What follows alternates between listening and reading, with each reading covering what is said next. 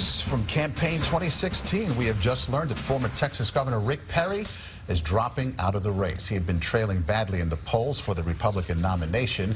Meantime, the latest Quinnipiac poll shows Donald Trump still on top, 27% of the Republican vote in Iowa. Closest competition, Dr. Ben Carson at 21.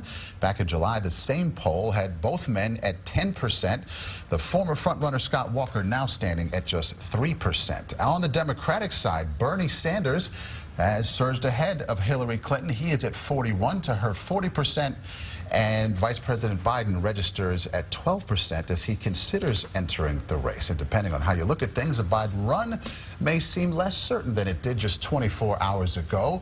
Appearing last night on The Late Show with Stephen Colbert, Biden confessed he is not yet sure he is ready in light of the death of his son, Beau. CBS 2's Dick Brennan has more on Biden's emotional interview. My dad had an expression. He used to say, you know you're a success as a parent when you turn and look at your child and realize they turned out better than you. I was a hell of a success. My son was better than me. It was an emotional Joe Biden on the Stephen Colbert Show. The vice president still dealing with the loss of his son, Beau.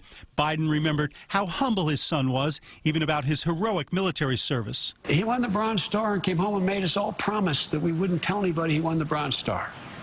No, my word. Before he died, Beau Biden reportedly urged his dad to run for president, but it's clear Biden is still wrestling with the idea.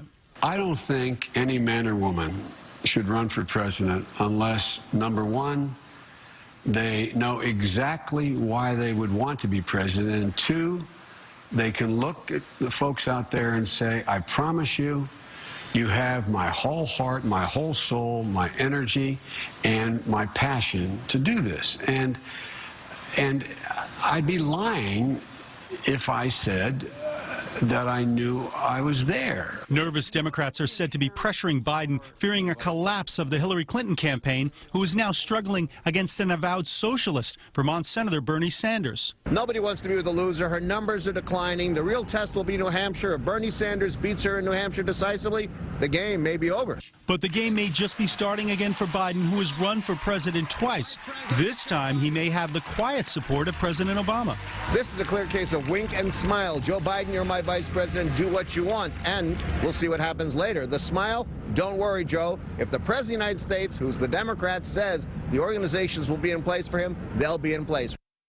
Now, both Biden and Colbert have seen their share of tragedy. Biden's wife and one-year-old daughter were killed in a car accident weeks after he was first elected to the Senate in 1972. And Colbert lost a father and two brothers in a plane crash when he was 10 years old.